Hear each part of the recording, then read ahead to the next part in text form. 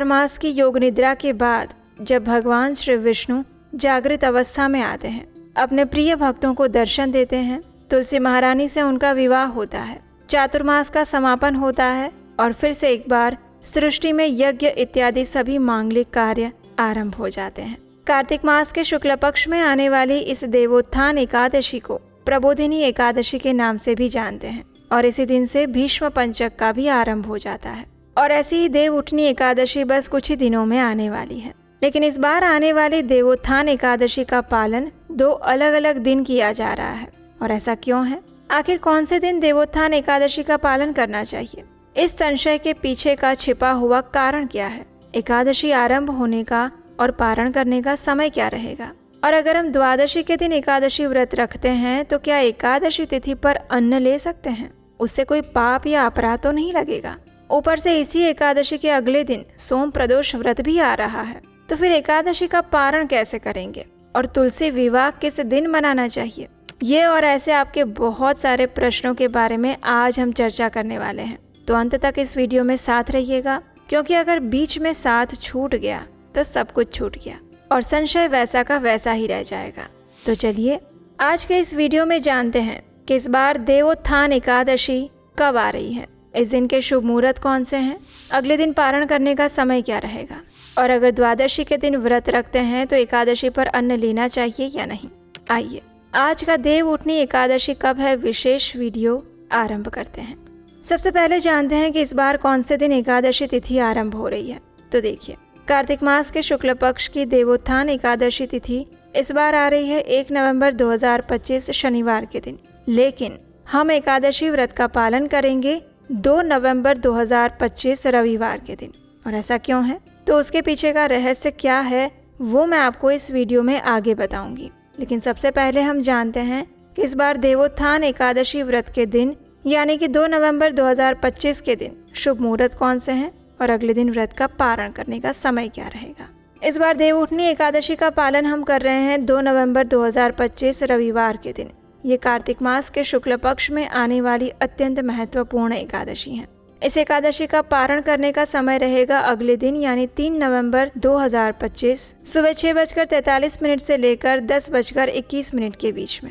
इस बार एकादशी तिथि का आरंभ हो रहा है 1 नवंबर 2025 सुबह 9:11 पर और एकादशी तिथि पूर्ण होगी 2 नवंबर 2025 सुबह 7:31 पर। इस दिन ब्रह्म मुहूर्त का समय रहेगा सुबह 4:50 से लेकर 5:42 तक। सूर्योदय होगा सुबह 6:34 पर और सूर्यास्त का समय रहेगा शाम 5:35 पर। प्रातः काल में भगवान श्री विष्णु की पूजा करने का और उन्हें जगाने का समय रहेगा सुबह 5:16 से लेकर 6:34 के बीच में। संध्या काल में भगवान श्री हरि विष्णु की पूजा अर्चना करने का समय रहेगा शाम 5:35 से लेकर 6:53 के बीच में। इस दिन त्रिपुष्कर योग और सर्वार्थ सिद्धि योग भी बन रहा है। इस बार त्रिपुष्कर योग आरंभ हो रहा है सुबह 7:31 से लेकर शाम 5:03 तक और इस दिन सर्वार्थ सिद्धि योग बन रहा है शाम को 5:03 से लेकर अगले दिन सुबह 6:34 तक। तो इस प्रकार से अगर आप देखेंगे तो इस बार की देव उत्थान एकादशी का पूरा दिन अत्यंत मंगलमय और पवित्र है। इस दिन में किसी भी शुभ कार्य की शुरुआत कर सकते हैं, गृह प्रवेश कर सकते हैं, नया कार्य आरंभ कर सकते हैं। इस बार अभिजीत मुहूर्त लग रहा है सुबह 11:42 से लेकर 12:26 के बीच में और राहु काल रहेगा शाम 4:12 से लेकर 5:35 तक। इस बार एकादशी में भद्रा का वास भी हो रहा है, लेकिन वो सुबह 7:31 तक ही रहेगा, क्योंकि इस बार भद्रा का वास पृथ्वी पे है, इसलिए वो किसी शुभ कार्य के लिए मंगलमय नहीं है। इसलिए इस समय में कोई भी शुभ कार्य करने से बचना चाहिए। चलिए अब देखते हैं कि आखिर इस बार एकादशी तिथि 1 नवंबर को शुरू हो रही है, तो फिर हम उसका पालन 2 नवंबर को क्यों कर रहे हैं। तो देखिए, इस बार की जो एकादशी है वो त्रिस्पृशा महाद्वादशी है। इसका अर्थ है कि ऐसी एकादशी तिथि जो अगले दिन द्वादशी के सूर्योदय तक विस्तारित हो रही है। और इतना ही नहीं, जो द्वादशी तिथि है वो अगले दिन त्रयोदशी के सूर्योदय तक विस्तारित हो रही है और ये संयोग एक विशेष नक्षत्र में बनता है। और इस बार ये शतभिषा नक्षत्र में पड़ रही है, जो कि शाम को 6:20 तक रहेगा और उसके बाद पूर्व भाद्रपद नक्षत्र आरंभ हो जाएगा। और इसी कारण से इस एकादशी को त्रिस्पृशा महाद्वादशी कहा जाता है। संपूर्ण वर्ष में इस प्रकार की कुल 8 महाद्वादशी तिथि आती है और उनमें से एक है ये देवोत्थान एकादशी।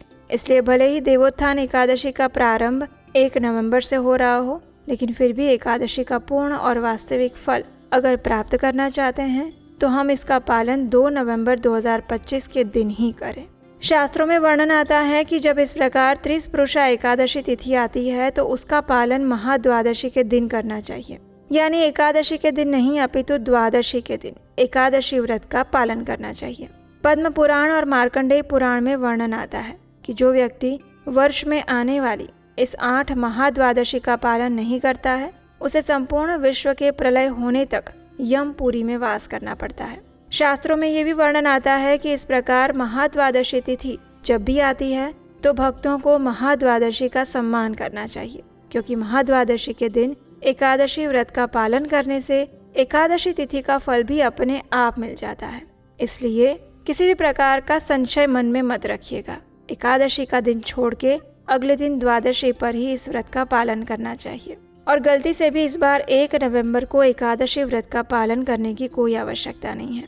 अगर आप वास्तव में पुण्य प्रदान करने वाली देवोत्थान एकादशी का यथोचित फल प्राप्त करना चाहते हैं तो इस बार देवोत्थान एकादशी का पालन 2 नवंबर 2025 रविवार के दिन ही किया जाएगा। चलिए अब जानते हैं कि अगर एकादशी व्रत का पालन हम द्वादशी के दिन करते हैं तो एकादशी तिथि के नियम क्या रहेंगे। क्या उस दिन अन्न ले सकते हैं? कोई अपराध या पाप तो नहीं लगेगा? तो देखिए, हमारे शास्त्रों में वर्णन आता है कि जब पर भी महाद्वादशी तिथि आती है तो एकादशी का व्रत हम महाद्वादशी के दिन रखते हैं, यानी कि अगले दिन। तो ऐसे में एकादशी के दिन आपको वही सारे नियमों का पालन करना है जो आप दशमी के दिन करते थे, यानी कि एकादशी वाले दिन आप अन्न ले सकते हैं, चावल, दाल, गेहूं इत्यादि से बना हुआ भोजन ले सकते हैं। लेकिन प्रयास करें कि एकादशी वाले दिन संध्या के बाद कोई भारी अन्न युक्त भोजन ना लें। अगर आप लेना चाहते हैं तो संध्या से पहले ही अपना भोजन समाप्त कर लें और उसके बाद दशमी के जो भी नियम थे उन सबका वैसे ही यथारूप पालन करें।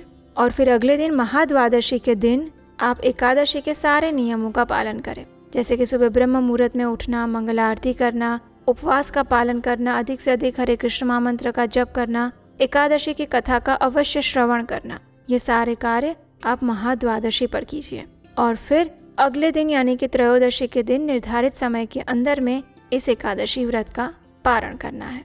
तो इस प्रकार से आप इस बार आने वाली देव उठनी महाद्वादशी का पालन कर सकते हैं और आपको किसी भी प्रकार से भयभीत होने की आवश्यकता नहीं है, चिंता करने की आवश्यकता नहीं है। एकादशी के दिन आप जल ले सकते हैं, अन्न ले सकते हैं और अपना जो दैनिक जीवन है उसको उसी प्रकार से पालन कर सकते हैं और दशमी के नियमों का पालन कर सकते हैं। अब इस बार आने वाली एकादशी के अगले दिन सोम प्रदोष व्रत आ रहा है, तो ऐसे में एकादशी व्रत का पारण कैसे करेंगे। तो देखिए, इस बार हम द्वादशी के दिन पर देव उठनी एकादशी का व्रत रखेंगे और फिर इस एकादशी व्रत का पारण हम करेंगे त्रयोदशी तिथि पर, और त्रयोदशी तिथि पर ही सोम प्रदोष व्रत आता है। तो ऐसे में कुछ भक्त सोम प्रदोष का भी पालन करते हैं, तो उन्हें क्या करना चाहिए। तो महाद्वादशी पर जब आप एकादशी व्रत का पालन करते हैं और अगले दिन उसका पारण करने का समय आता है तो उसमें पारण के सभी विधि विधान और नियमों का पालन कीजिए। फिर जब आपको स्वयं वो अन्न भोजन लेना है और जब आपको स्वयं पारण करना है उस समय पे भगवान शिव से विशेष प्रार्थना कीजिए। उनसे कहिए कि हे भोलेनाथ, मैंने कल एकादशी व्रत का पालन किया था और आज आपका सोम प्रदोष व्रत करने जा रही हूँ, लेकिन अपने एकादशी व्रत को पूर्ण करने के लिए मुझे इसका पारण भी करना होगा। तो इसलिए सिर्फ पारण करने के उद्देश्य से मैं भगवान विष्णु को अर्पित ये चावल का एक दाना स्वीकार कर रही हूँ, जिससे मेरा एकादशी व्रत का पारण हो जाए। आप इसे अपराध रूप में ना समझें। इसके बाद मैं प्रदोष व्रत यथावत चालू रखूंगी। इस प्रकार भगवान शिव से प्रार्थना करने के बाद आप अपना सोम प्रदोष व्रत भी यथावत रख सकते हैं और फिर संध्या काल में प्रदोष काल की पूजा करके फिर आप अन्न भोजन ले सकते हैं।